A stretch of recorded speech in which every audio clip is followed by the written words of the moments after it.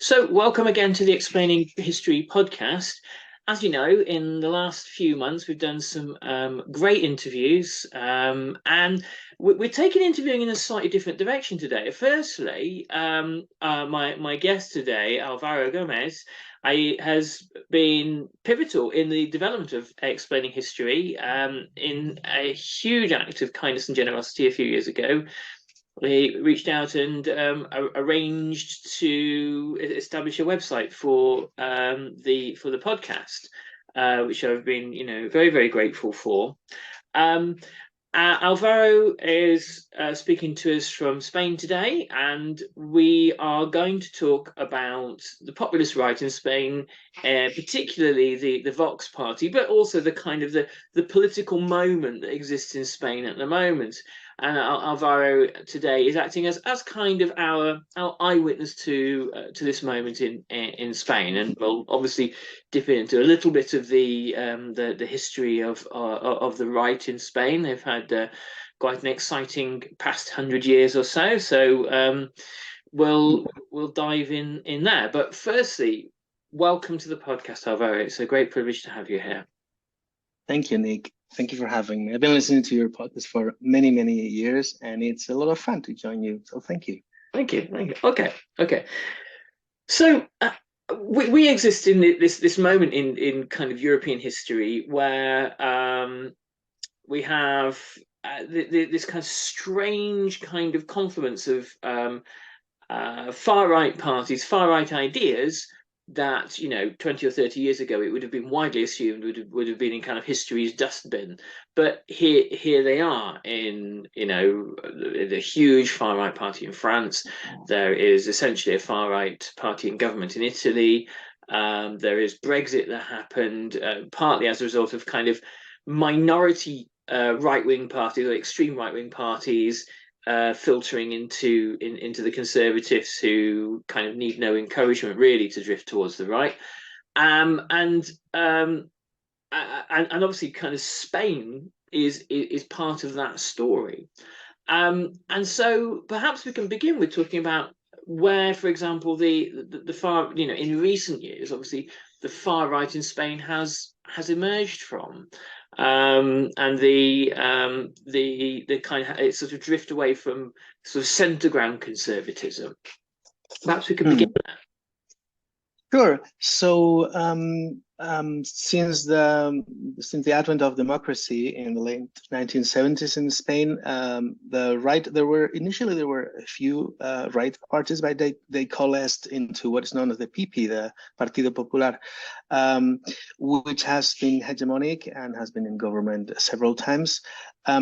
So up until 2016 or 15, there wasn't really anything to the right of PP. It kind of absorbed some.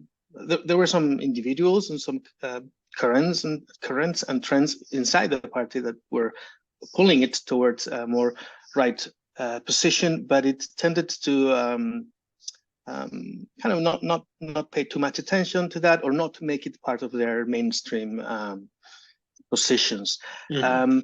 What had happened is that over the last, between 2003 and 2012, there have been a lot of cases of corruption in the PP, and that was kind of wearing out part of its constituency, and it was getting harder and harder for them to win elections.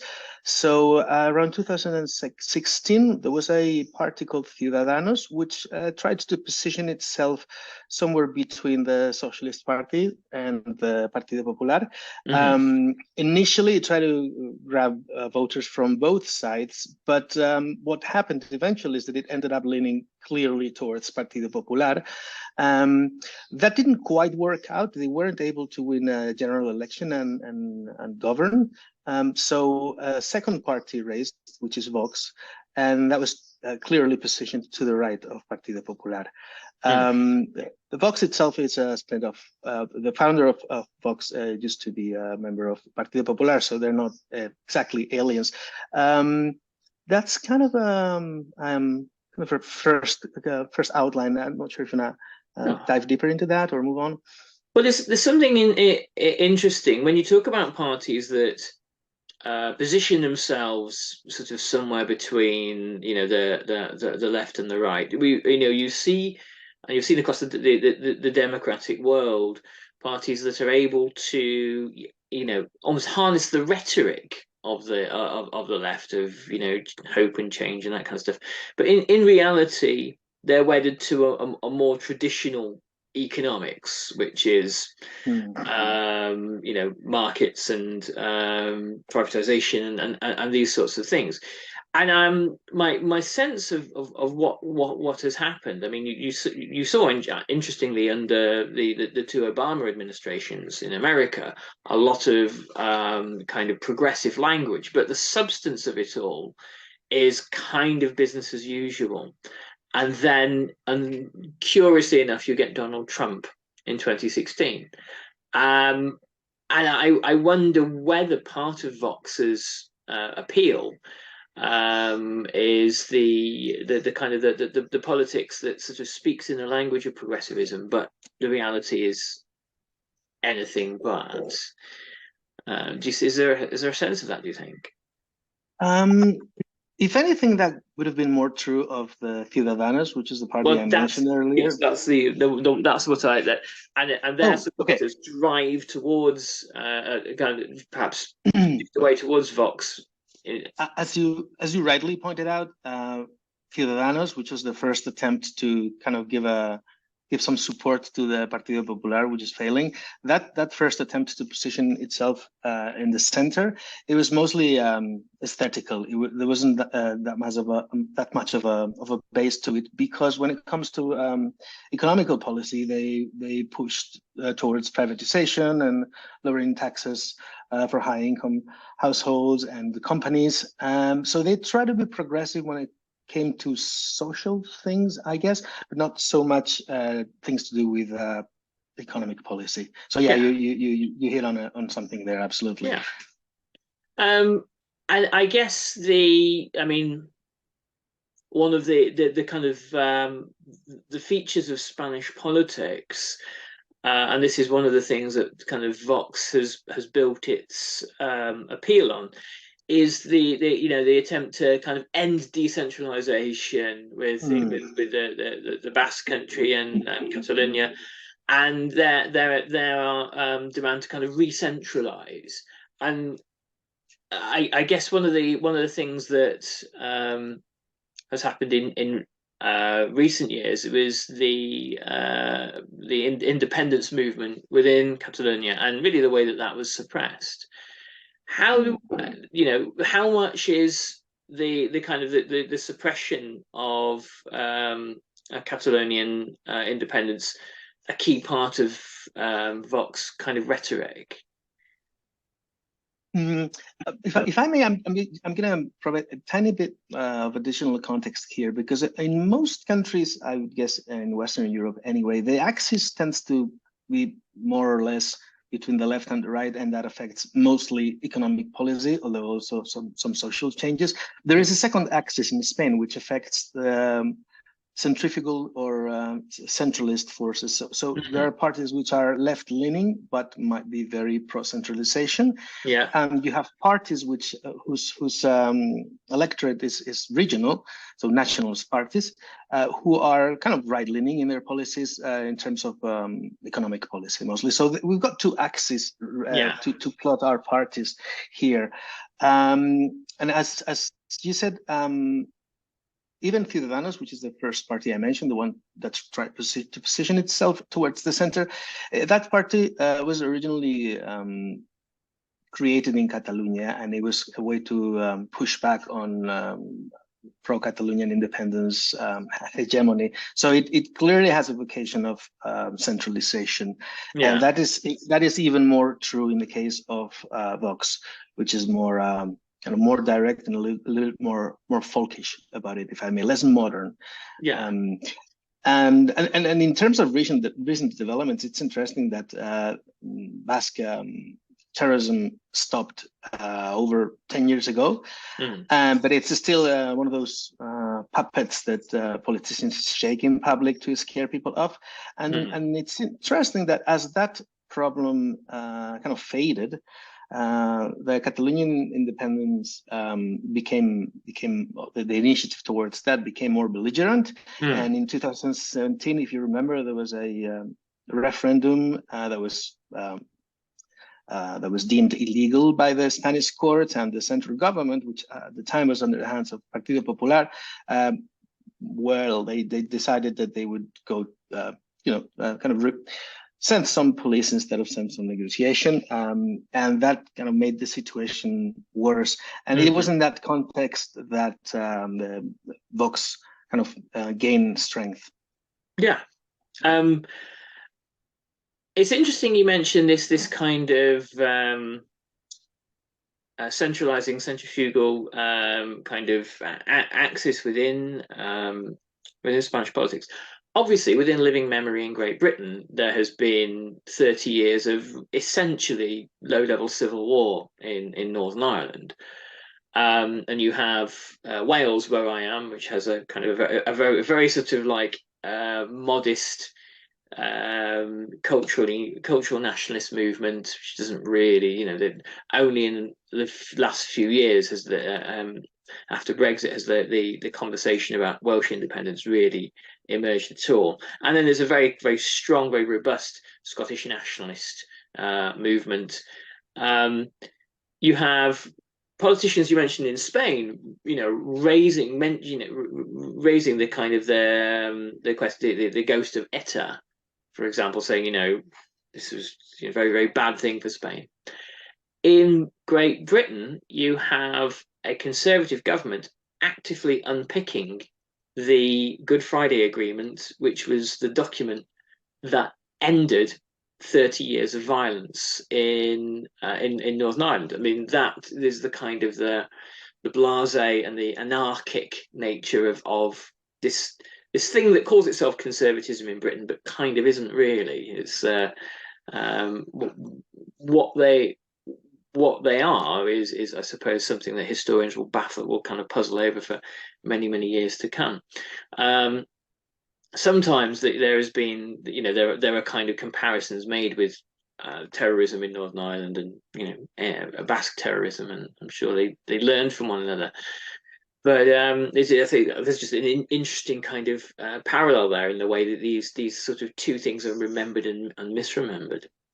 Of course, across Europe, you have nationalist and populist movements that are becoming incredibly vocal and almost violent in their rhetoric about immigration.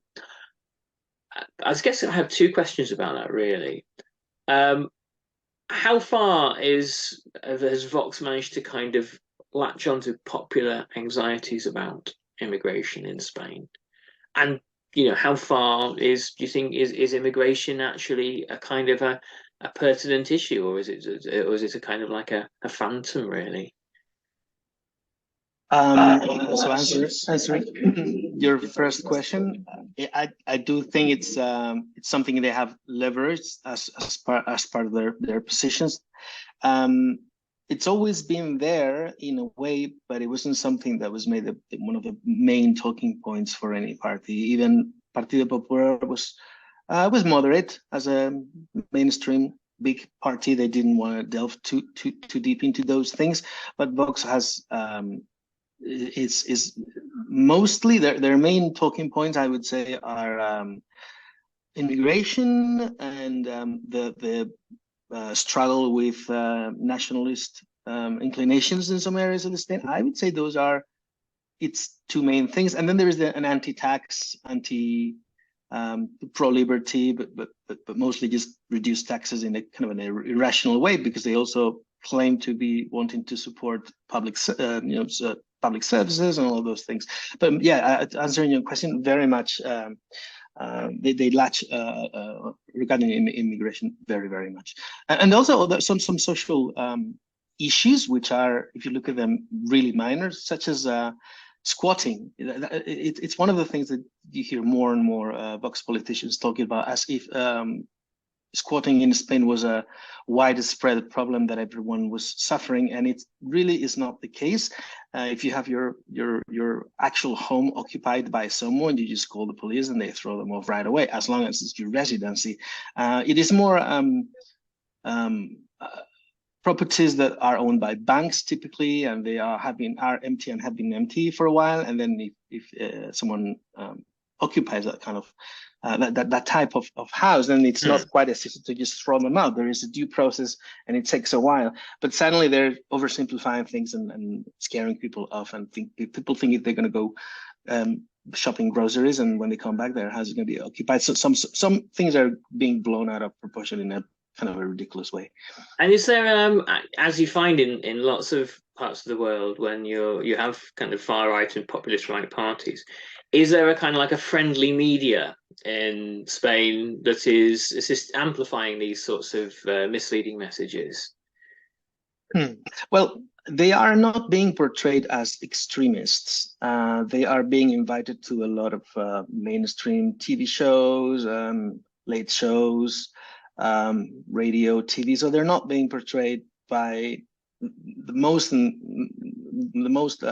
major media outlets are not portraying them as far right, which if you compare them to kind of the other end of the spectrum, the far left it is being portrayed that way, and it's been attacked day in and day out. So there is a lot of being kind of cool about it, not too hard on them. Does that make sense? Yeah. It's the free pass, isn't it?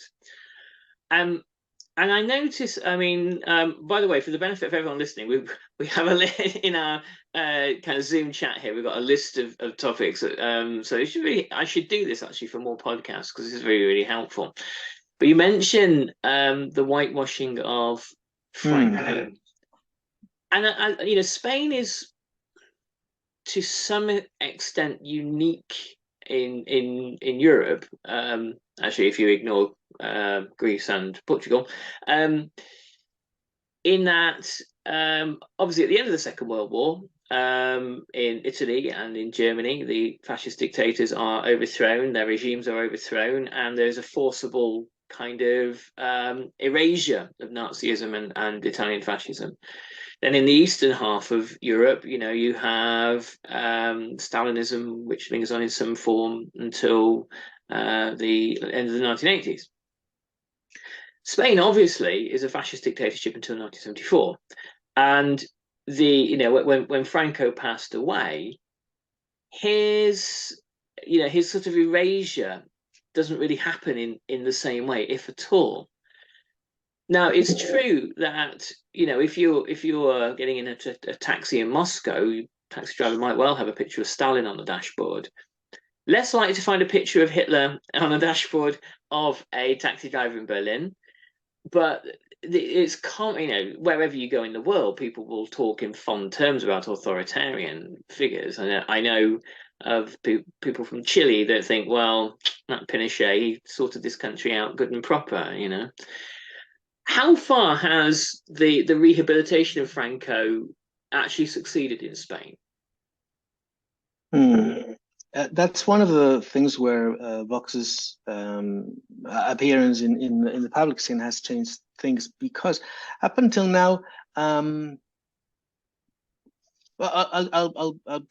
add a little bit of context before that, just to confirm what you said, along the lines that there was a legal continuity between the Franco's regime and the current regime. So the legal changes that were necessary to pass the current constitution, they were done following the process of the previous status quo. So it was the people, there was something akin to a House of Commons, if you want to call it that way, but Francoist one, which was, handpicked, of course, not voted. And they voted a law to modify the political regime. So everything was 100% legal, 100% continuity. And that means that even though the laws themselves changed and they became democratic laws, in terms of the people who were in power, and I'm thinking about the army, the police, and judges and everyone who held some type of power. They were supposed to be enforcing different laws, but their DNA, if you want, that was very, very different. So the thing is, in a way, because they were still in power, they didn't need to vindicate Francoism. They were still holding some kind of power. So as that has fizzled out, and obviously these people have passed over time, I guess the right didn't really fight the narrative from the left that, you know, the Spanish Civil War was a coup d'état from the right, because they couldn't accept some legal reforms, social reforms, and so they decided blah, blah, blah, all of that. And then the 40 years of Francoism was a fascist dictatorship. For a long time, the right they would just look some other way and say, well, that's okay, let's talk about today. And with Vox has made it more explicit to vindicate that, and also to negate that the Civil War was something that right caused. So they talk about in 1934 how in Asturias in the mines there was a bit of a left coup when there was a rebellion. So there's some revisionism going on one hand, about the Civil War, but also about Franco's regime and how it was absolutely fantastic for everyone, and economically things were great, etc. So they're more explicit about it and more willing to fight the narrative from the left, which was to some extent established as fact. And of course, you know, when you have a civil war that divides the country, the result of that, there's a really great book by Giles Tremlett on the international brigades, and he starts off by talking about one of the international brigadiers, a guy from Mexico, who actually settled in Spain eventually after the end of the Franco dictatorship. And he talks about how reviled and hated this guy was by many people with conservative values in Spain, and how loathed he was, because as far as they were concerned, well, if it wasn't for people like you interfering, the coup would have been done and dusted in a couple of days, and we wouldn't have had 3 years of war. So obviously people with kind of conservative or reactionary, you know, outlooks, and you know they're everywhere. They have their own version of the past and their own and the way they see things, and it's really you know, if you are on the populist right, that perspective is really useful to you, and their ability to go, well, you know, have we been too hard on Franco? You know, have we? You know, he did make sure there were some lovely hotels built along the kind of the Costa del Sol and things like that. You know. So it becomes really easy. Revisionism becomes really easy in that context. There's the last few podcasts I've done with particularly with Alan Lester that I did a few weeks ago was looking at how the conservative right in Britain and its various kind of different cultural and political outlets are bringing about this kind of, not a revision of how we see the slave trade, but a shutdown of continued debate about, you know, the culpability of Great Britain in it. So the past is a malleable thing, as I'm sure listeners to this podcast are probably aware. Finally, well, when we are looking at the kind of the whitewashing of Franco and the kind of the reimagining of the Civil War, coming into the present moment, that the bit almost I'm kind of most interested in is that there's been this kind of historic upset for Vox in recent polling in Spain, and I wonder why. Well, tell me about that. Why have Vox dealt kind of a bloody nose? That is interesting. The polls weren't too clear. So we had general elections two months ago, around 2 months ago. Mm-hmm. And it went from having 50 seats out of 350 seats to just over 30 seats. So that's almost losing half of its voters. There are, I guess, several reasons for this. Up until so before the previous election, they hadn't really been involved with any.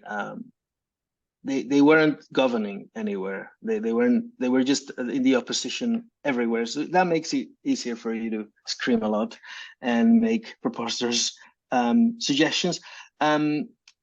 Now there were regional elections just before the general election. So in May this year, there were local elections, and the Partido Popular raised above the socialist in a few cities and several regions, but they needed Vox to break a deal, so didn't have the numbers unless they broke a deal. So between that election and the general election, there was a bit of a back and forth between the two, and I'm guessing some of the voters thought to themselves, well, if my objective here is to push away the left, I might as well just vote for Partido Popular because it's not worth the extra effort, and it's actually risky because the voting system will penalize multiple parties. Mm-hmm. That's one element. Just right voters being pragmatic about things and just voting, going for the bigger actor. There is another potential reason, which is the Partido Popular has been very careful not to has co-opted a lot of the positions from Vox. They refused to allow Vox to set a clear area where they were, to the right. So they have slightly but firmly moved the Overton window to the right to try and absorb some of the positions from Vox. And it would appear that has worked to some extent. Not entirely clear, but that could be another reason. There has been a shift in the Partido Popular, more willing to adopt Vox's position. So maybe those two things. In 2015, I was having a conversation with a friend of mine who was kind of grieving the loss, the Labour Party, the very mild kind of centre-left party that's has drifted to the right over the last few decades, with one brief notable exception. My friend was grieving that they'd lost the 2015 general election and now the Conservatives were back in charge. But she said, well, thank goodness UKIP, the UK Independence Party led by Nigel Farage, which has been responsible largely for the ruination of the country, thank goodness they didn't get in. And I thought to myself, oh no, they did. They won the election. They won the election because the Conservative Party had to firstly commit, in order to steal their voters away and not split the right-wing vote, had to commit to a referendum on the European Union. And immediately afterwards, the kind of the rhetoric on immigration, on cultural values, and all this kind of right-wing stuff, the kind of right-wing rhetoric, that's greatly amplified. And so perhaps there is, and perhaps the same is true of the Republican Party in America and a number of other centre-right parties across the kind of the Western world. Maybe what you're seeing is when the kind of the economic model that we've all been kind of adhering to, neoliberalism, kind of blew up in 2008, and the guarantee to middle and lower middle and working class people, if you follow this set of values, you'll become progressively more prosperous. When that's clearly not true anymore, you have to have you have this kind of fragmentation amongst right-wing parties as people start to look for kind of more kind of nationalist or right-wing answers. And those in the centre ground, who are essentially the neoliberals, who say, as long as we kind of try to make this wonderful system that runs the world work, and with a good little kind of administrators for that, it'll continue functioning. Their argument weakens and weakens and weakens because it evidently, if you even look at the kind of the evidence on rising inequality in nearly every country where neoliberalism is tried, it doesn't it doesn't provide for most people. It polarizes wealth in a tiny group of hands. So the only thing you can do is to win elections, is to try to outcompete the populists, either in either within your party, or the populists who have broken away from your party and are kind of the fringe kind of extremists. So we see this kind of perhaps what's happened in Spain in 2023 is not dissimilar to Britain in 2015, where you have to steal the populist right's clothes, and what kind of ruling party that results in is, well, we shall see. That's a good point. But there you go. Well, we need to finish up in a moment. But how was this for you today, Alvaro? This kind of conversation? I think it's been really valuable just to talk from a kind of informed perspective from within somewhere where you're experiencing the daily cut and thrust of the politics. I'll share with you the main takeaway from our conversation. For me, it is the realization that even if Vox was to disappear as a right-wing party, the fact that it has forced the main right party, Partido Popular, to shift its positions to the right in a way that's a win. So they have, even if they were to disappear tomorrow, they have a win, or if you want to call it in a different way, they have caused the damage. And that's an interesting realization, and a worrying one too. Yeah.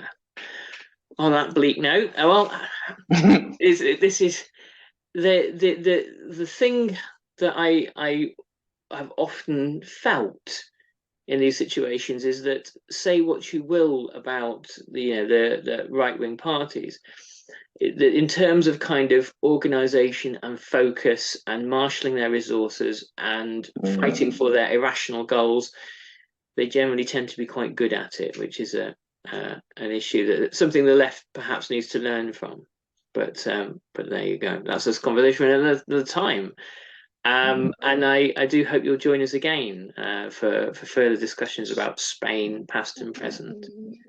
Anytime. It's been a pleasure, Nick. Thank you. You're very welcome. Take good care, and we shall speak soon. You too. Thank you. Bye. All the best. Take care. Bye.